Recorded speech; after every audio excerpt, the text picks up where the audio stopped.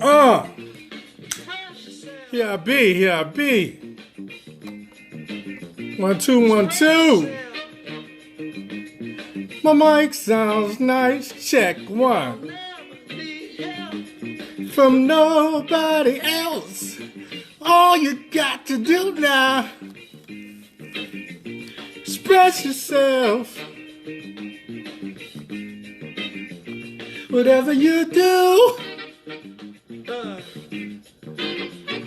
do it good. Whatever you do, Lord. Do it good. What's up, people? It's not what you look like when you're doing what you're doing. It's what you're doing when you're doing what you look like you're doing. Express yourself.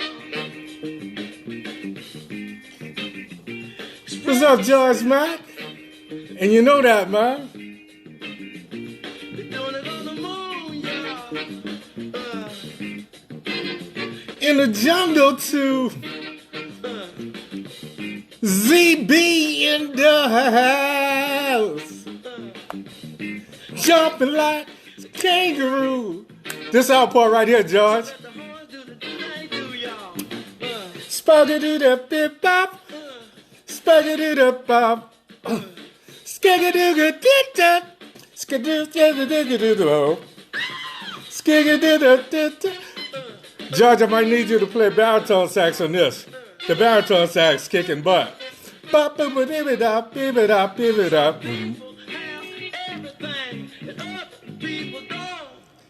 But everything don't mean a thing if it ain't the stuff you want. Express yourself. Oh. Oh, do it. Oh, do it. Oh, do it. Oh, do it. Do it. Oh. Go and do it. Y'all do it. I think it'd have to be like 1984. What have you? We whopping it?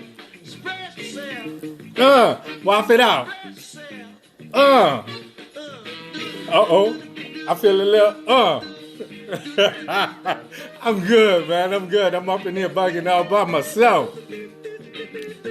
But boys used to say, man, you don't need to do no drugs. You be tripping all by yourself. I said, I take to the sky with a natural high every day, every night. But it's like that. Do it. Oh, do it.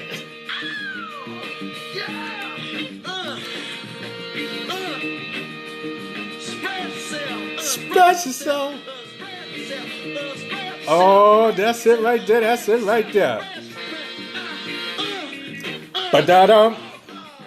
Ba-da-ba-da-dum. Listen to that baritone. Ba-da-dum.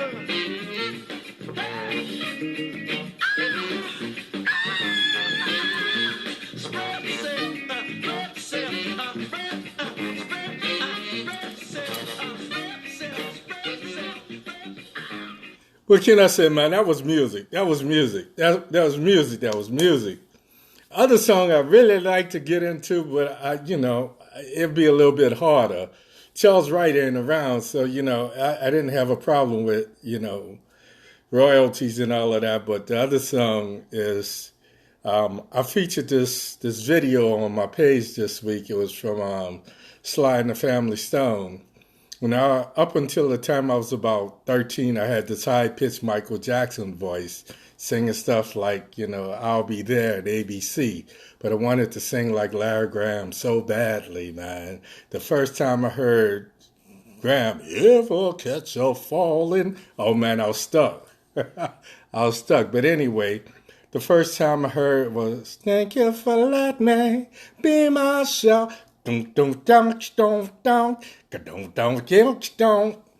watching Larry Graham slap that bass, it changed my whole life. Made me want to, that's music. Anyway, good evening, people. How y'all doing? As you can see, I'm kind of high on life. So much happening this week. I just feel almost manic with what's going on. So I'm going to jump right in. Welcome to the show tonight. It's been a crazy week. We know this day was coming and it's upon us, Tomorrow's Friday and then in a couple of days, the government opens back up. Barbershops, beauty salons, tattoo parlors, and such. Well, whatever. What's happening today seems to be inconsequential. Seems that nowadays all we're talking about is coronavirus. It just dominates our conversation and our lives as well. We're at the mercy of it. So much so that we seem focused on nothing else. But the truth of the matter is, for 4 long years now, we've been conditioned and reprogrammed to accept mediocrity as the norm. I know this is one melodramatic opening with a cliffhanger that most of us hate, but this weekend brought some tricks to mind, and it's something that I forecasted more than 4 or 5 weeks ago. Last Saturday also marked a milestone that I hope would never happen. Personally, I hate cliffhangers, so without any further ado, here's what we're going to talk about tonight. Welcome to the show. I got something to say, so it must be true. If you've been with me for the last 32 weeks or so, you know that I've been talking about things, and since I don't have an editor or sponsors, I can say what I want to say when I feel like saying it. And as an advantage to that, one big advantage to that is I've been able to say things before they were politically correct. So I have a tendency to say it first, and then somehow the media conglomerates, all 6 of them, jump on board and kind of parrot some of the things that I say. So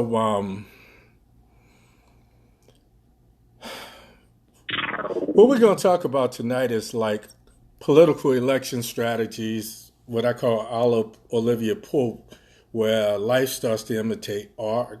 We're going to talk about accusations and validating conjecture. And last week I told you what conjecture is, and I'll kind of retouch on it later. We're talking about shaping a narrative, and one of the first shows that I did was talking about how the powers to be, shape the narrative, and it kind of bombards your subconsciousness and tells you how to think and what you should feel inadvertently and subconsciously. We're also going to talk a little bit about the corona mutation, whether it's real, whether it's nature, whether it's been weaponized or what have you. So tonight's podcast is titled Conjecture and Contradictions. When politics becomes tricks, poly means many, tricks is obvious. When candidates' ego take over, they adopt a win-at-all strategy. You hear them say things like taking off the gloves, and you hear people refer to them as mudslingers. During this quarantine, CNN and all 24-hour news networks, sports networks have been starving for anything to get viewers that are stuck at home off of Netflix and tuning into their programs. I hate 24-hour news, and I hate 24-hour sports. Reason is I don't think anything is that important that we have to hear about it ad nauseum 24 hours a day. It doesn't give us a chance to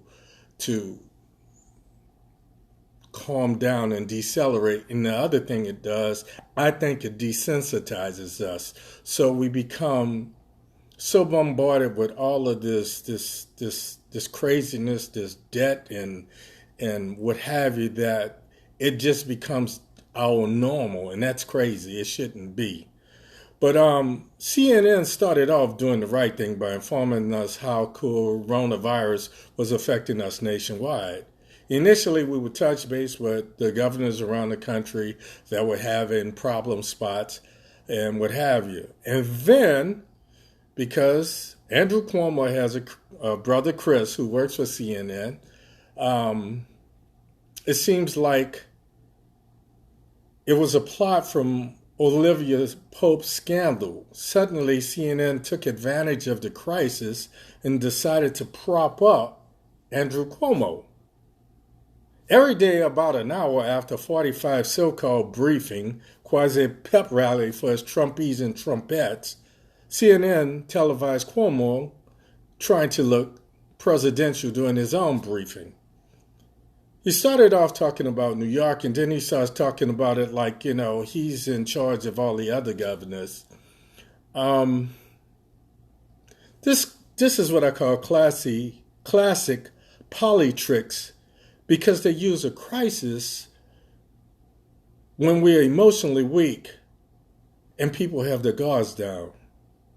During a crisis, people are more susceptible to anyone who tells them what they want to hear or offers them any comfort to their fears.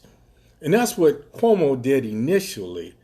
Then 45 had the audacity to say, wow, maybe Cuomo should be the Democratic candidate. Really? Since when does a Republican opponent or president pick and choose who they want to run against? The problem with this is CNN follows suit and they start propping them up. That was double red flags for me.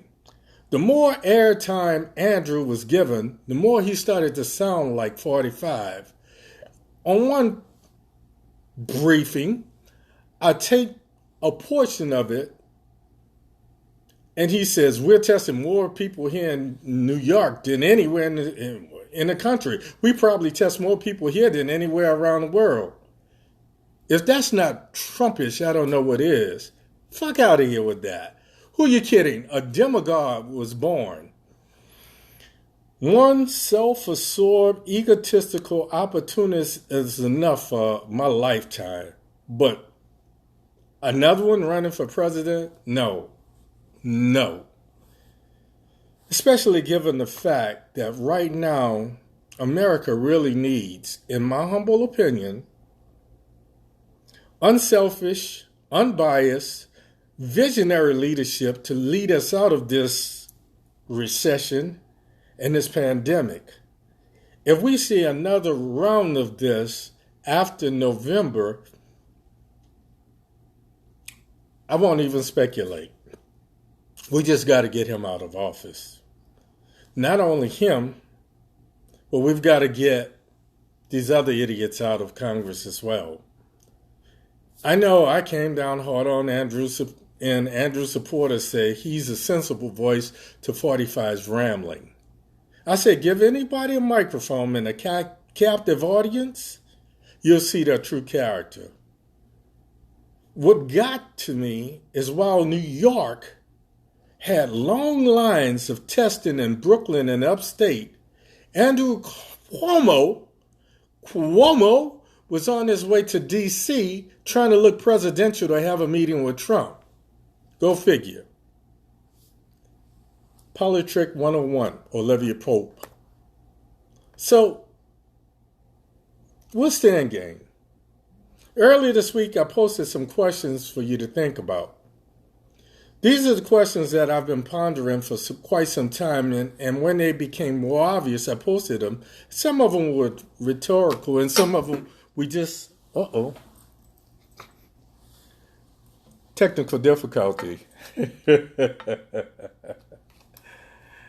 My mic sounds nice. Check. 1. Okay.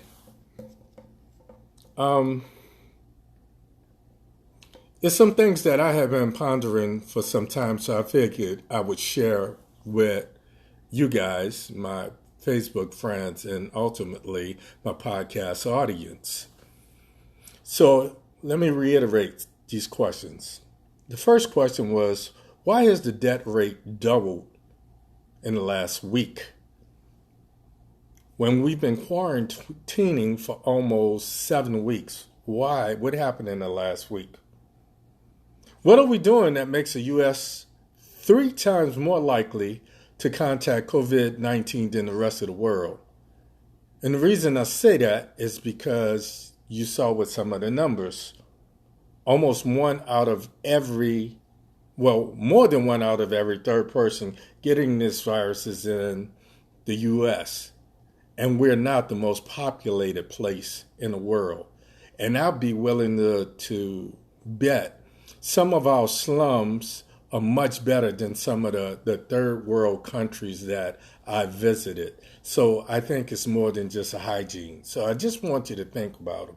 I'm not offering answers per se. I just want you to know what goes through my mind, and maybe you'll start thinking about it too. Why isn't this virus behaving like other viruses and antiviruses? Why is this virus mutating so fast? Just last week we heard of a dog or a cat having COVID-19. So this thing supposedly started in China and mutated to some little pangolin, that whatever that is, some scaly little armadillo-looking thing, and then it moved to people. That usually takes months, sometimes years. Why does it happen so fast? I know what some people are going to say. I know the conspiracy theories, so I won't even introduce them.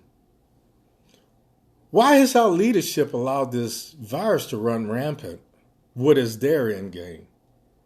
Is their end game to eliminate black folks, old folks, and poor people?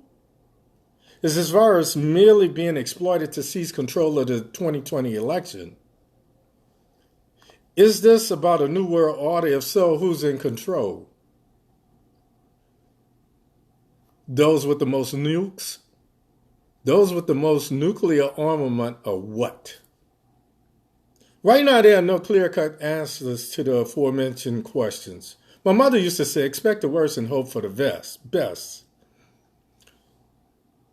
As an administrator, I learned to plan for the worst-case scenario, and then everything else falls within the spectrum. Simply put, if I plan for a Category 5 hurricane, I'm ready for whatever happens. Contradictions and conjecture. A couple of days ago, I told you that conjecture was an opinion based on false information or false news, fake news. That's where we are now. Last week, I talked a little bit about contradictions when we say one thing, but we do something else. We contradict ourselves.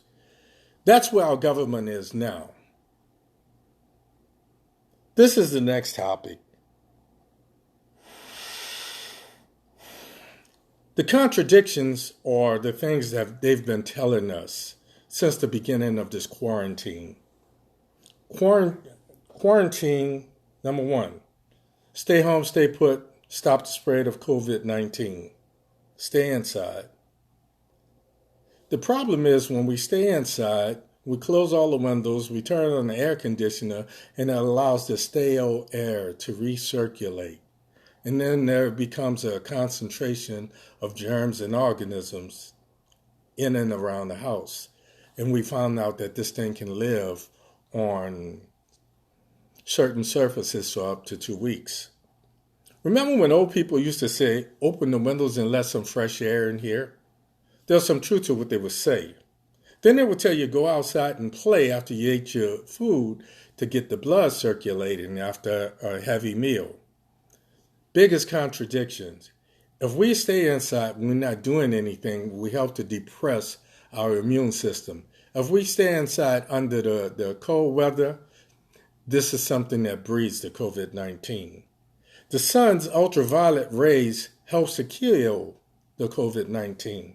So that's the contradiction. We need the sunlight for a couple of reasons. We need, as people with melanin in our skin, we need the vitamin D. It's how our body produces the vitamin D to help to build the strong bones, to help to build our calcium in our body, and to boost our immune systems.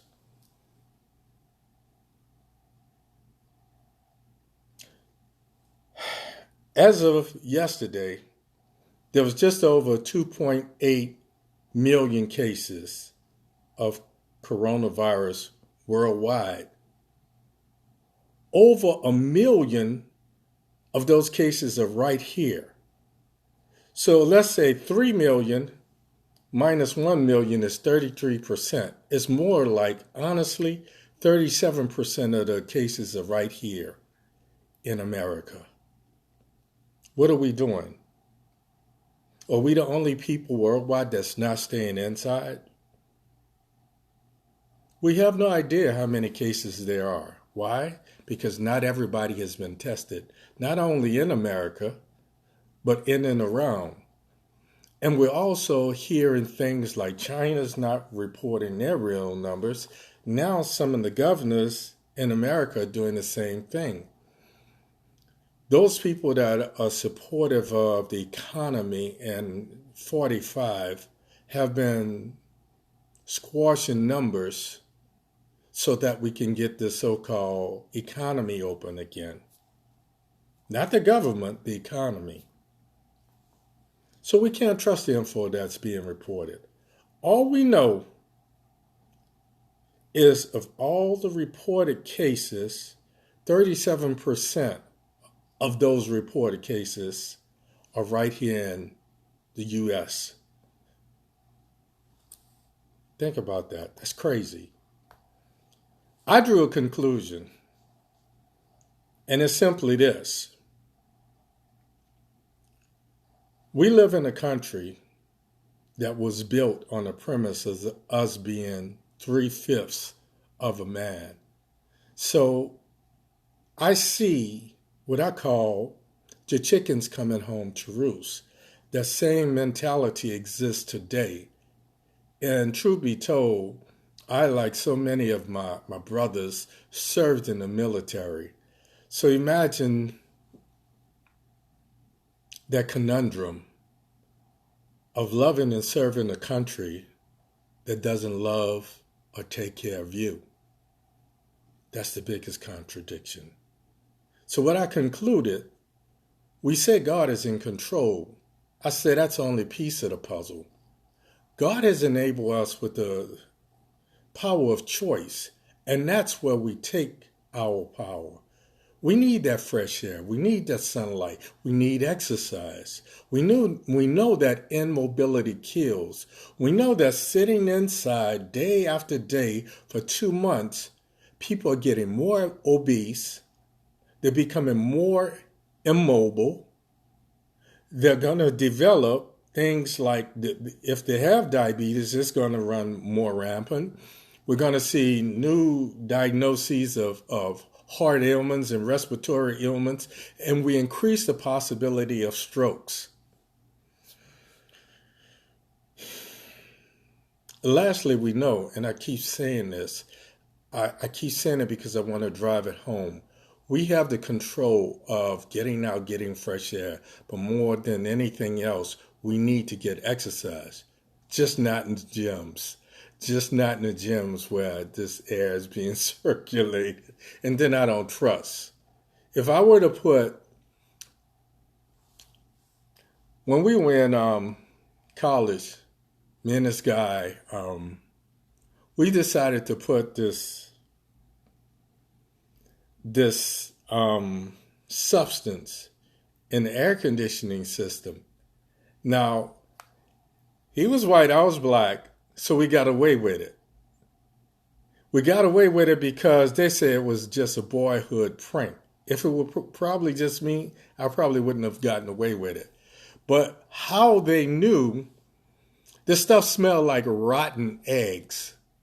So if 2 freshmen decide to pull a prank and can pull it off like that, imagine if we put some type of weaponized agent or organism in 1 or 2 gymnasiums or spas or what have you. So I'm not feeding into the conspiracy theories. I'm saying that if we get outside, the air itself circulates. We need that fresh air. We need that sunlight. You can do the rest for yourself with the conspiracy theories.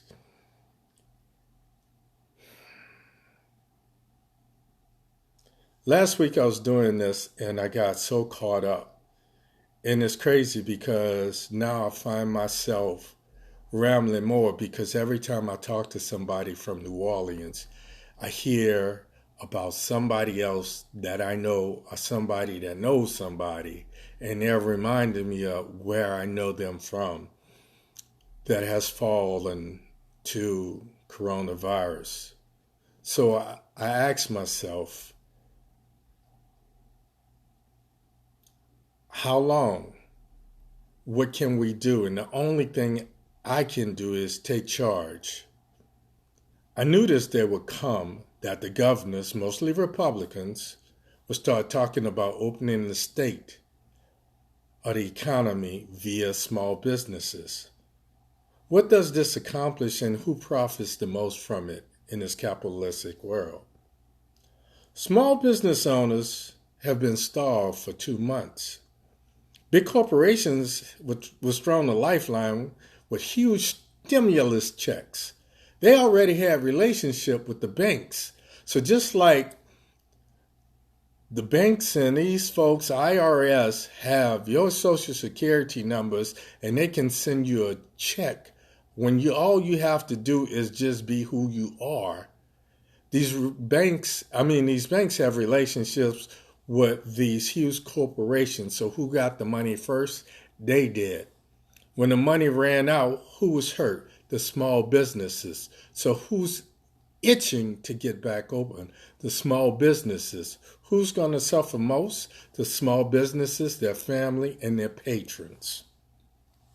It's not rocket science, folks. How many overweight barbers and cosmetologists do you know? How do these people protect themselves? How many of their customers have pre-existing conditions? Sidebar. Remember what I said about shaping the narrative?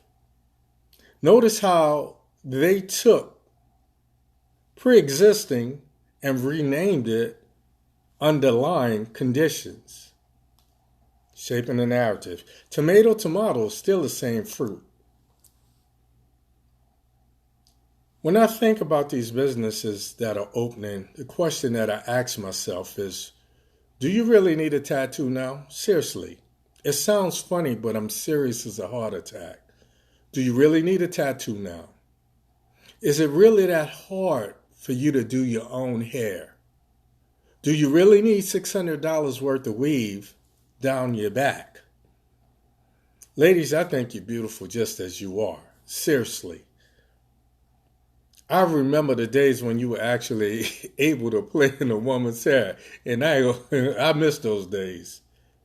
Do you remember the days when you painted your own finger and toenails? In the last 8 weeks, if you couldn't cook before, have you not learned a recipe or two? Have you not gotten the confidence to plan, create, and cook a meal? Don't you feel like that's better for you and your family? Especially if you're still going to be at home. We know the challenges that lie ahead of us in the restaurants. So all we're talking about is contradictions. All we're talking about is conjecture that says that it's okay to go out. I put something on my page today. I posted something that said, I'm not falling for the banana in the tailpipe. My schedule I went from quarantine, now I'm in hibernation. So my formula for coming out of hibernation is when I see Congress open their doors in their offices and they start inviting people in. When I see the White House start giving tours again, then I'm going to come out and I'm going to resume life. I'm going to find my new normal at that point in time. We all love to be pampered. Nothing I enjoy more than me laying doing my toenails. But I can put my vanity aside for my well-being. And I think you can too. Do we need to psychologically feel like we can't do things for ourselves? Some of us can afford to do it. A lot of us really can't.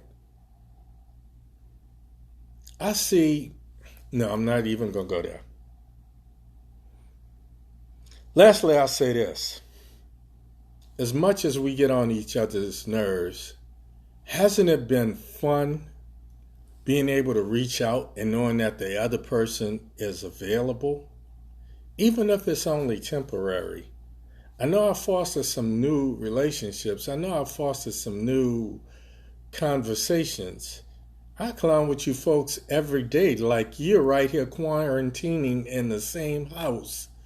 Like we're all quarantining together. I've posted more than I've ever before. We shared cyber meals, we shared online drinks, and personally, I dig it. I'm tired of hearing about those who's sick. I'm tired of trying to do a podcast and I have to pause because it gets choked up. Because I'm thinking of all the people that I know.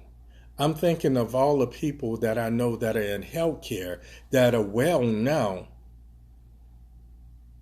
but know the possibility of them being stricken with this or taking it home.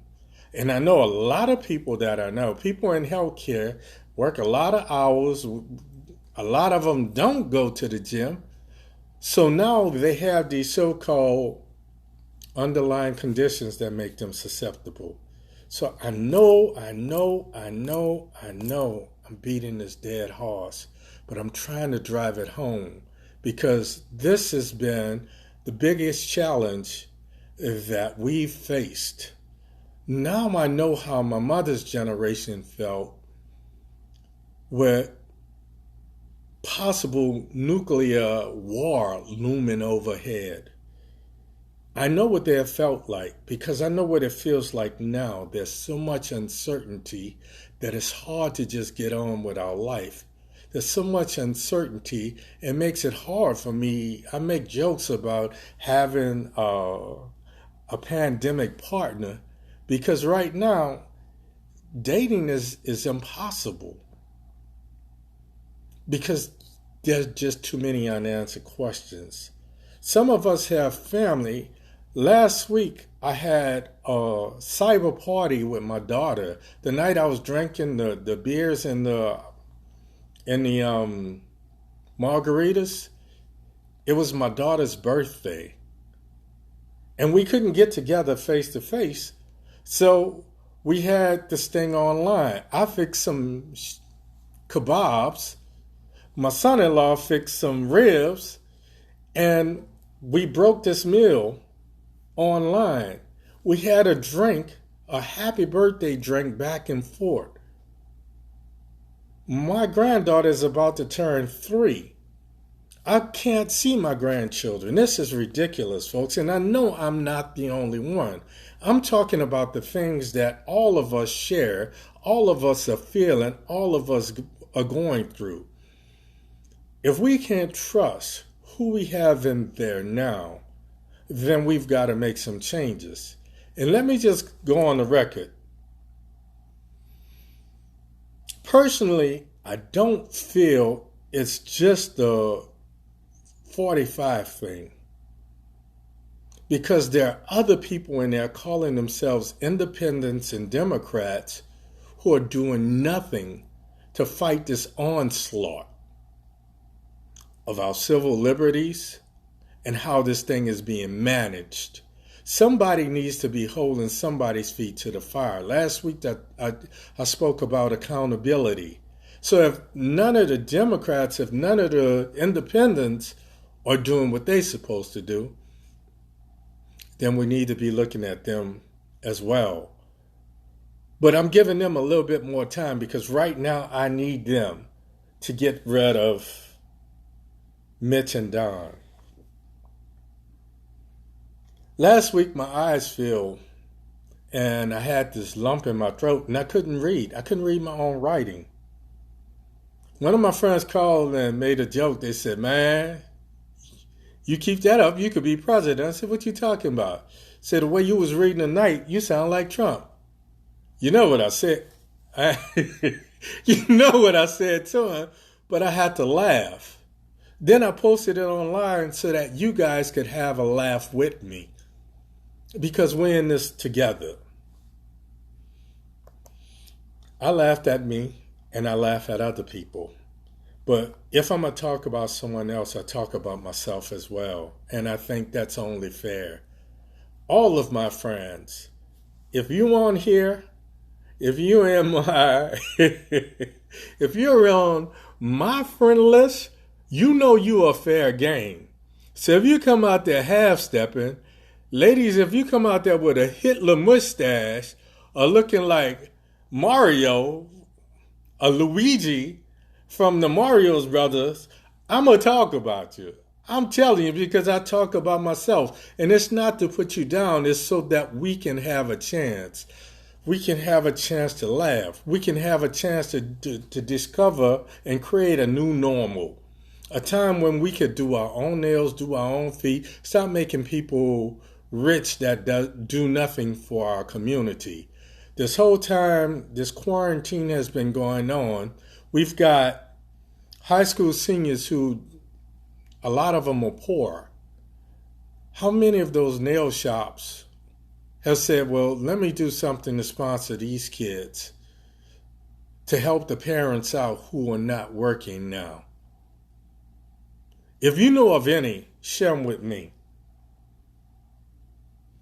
I want to see us in this new norm keep on getting closer, keep on becoming more cohesive. I want to see the hate eradicated. And it's not just 45, it's little simple things. Like I did last week, I saw this guy, and he just happened to be white. What I saw was a father and his two sons at the beach in the water. And there was no way he could do what he was doing and capture the moment. And it brought back to me days in Palmer Park in Carrollton when I used to take my kids to Palmer Park or City Park every Sunday. And I would take pictures of them on, the old lady in the shoe in story time, or on the little bridge in Palmer Park, or on the seesaws and the swings. And those things meant a lot to me. So I knew that this would mean a lot to this guy. So I asked the guy one simple question. I said, how old are your sons? He says, 4 and 3, sir. I said, excuse me? He says, oh, I'm sorry, sir. I said, no problem. I said, you just remind me of the kids when I was growing up. Yes, ma'am. Yes, sir. He says, yes, sir. He says, say hello to the gentleman. And his boys waves. So when he put the kids on the surfboard, I snapped their picture. He had no idea I was going to do it. Then I walked up to him and I showed him the picture from 6 feet away because we were socially distancing. And I said, hey, man, look, I took this picture of you and your sons. He said, man, that's a nice picture. Thank you. I said, no problem. He said, sir. I said, yes. He says, if I give you my number, would you send it to me? I said, but of course, that's why I took the picture. He says, that's really nice, sir. I said, random act of kindness, pass it on to someone else. It's not based on skin color. It's not based on socioeconomic status. It's not based on political party.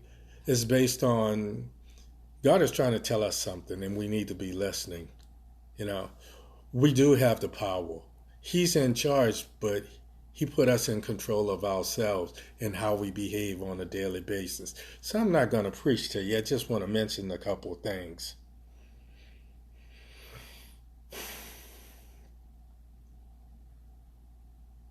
When I see all that's happening, when I think about where we are politically, again, I'm reminded that I live in a country where the founding fathers thought of me as 3/5 of a man and didn't even see you as a female. And I'm pissed to the utmost of pissosity because I know that they're pissed that I'm coming into what I define as my American dream. And instead of celebrating that with me, they get angry. Because they say now they can be senators, now they can be doctors. Shit, one of them was a president. So now it looks like we have something that's an equalizer. Looks like we have this virus that's taken out 41% of them. So let's open the government. Let's open the economy. Let's send them a little money so they can go out there, and let's let Darwin take over. Battle of the fittest, and whoever dies, let them die. But it's not just us. Karma's a beast. So when I come to this thing, and I think about it, and I decide I want to close out, I think about these contradictions. I think about the conjecture and the false news of opening these businesses. I think about starving the small businesses so they'll put themselves, their families, and their patrons, that some of them really care about, at risk because they have no choice. And I think about, as much as I'd like to support some of them, the smart thing to do is not fall for the banana in the tailpipe. The smart thing to do is, if Congress doesn't think it's safe, to go back to the hallowed halls of Congress and their ivory towers where they are blocked off from the people that they supposedly serve, then why should I come out? So I'm going from quarantine to hibernation, and I encourage you to do the same. Do so for yourself. Do so for those of us that have manifesting. Right now, they are lying dormant, some of these conditions. But the more we lay around, the less exercise we get, the more we overeat. And these are the lifestyle changes that we have to change. And I think that's one of the things that the man up above is telling us. I've blessed you with food on your table. Gluttony is, if I bless you where you can buy a 20-ounce steak, buy a 16-ounce, buy a 10-ounce steak, and do something for someone else. Change your lifestyles. Right now, that's the only thing that we could do, because the people that's in charge of us, that's writing our laws, they could give a flying full staff about what happens to whom and when. So in closing, I just want to say thank you for sticking with me tonight. This has been the hardest podcast that I've had to do, mainly because I'm tired of hearing about my friends. I'm tired of hearing about friends and family of friends. I'm tired of hearing about people that succumb to coronavirus. I'm tired of hearing about all of the stress, and I know how it affects you guys because I know how it affects me. I can't sleep anyway, and I know you have the same problems. I know you guys are dealing with things and you don't even know that it's depression. Not in a clinical sense, but in the sense it's the fear of the unknown. I know you're worried about your kids and your grandkids that you've not seen in 2, 3, 4 months. I know you're concerned about where we're going as a country. I know you're concerned about me because I'm concerned about you.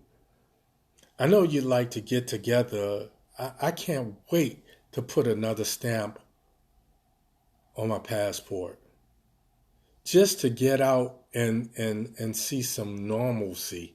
When I look at third world countries, we have a per capita lower rate of COVID-19, and knowing how they live in some of the squalor that they're living in, it tells me that I can't trust some of these people. So all we can trust is each other.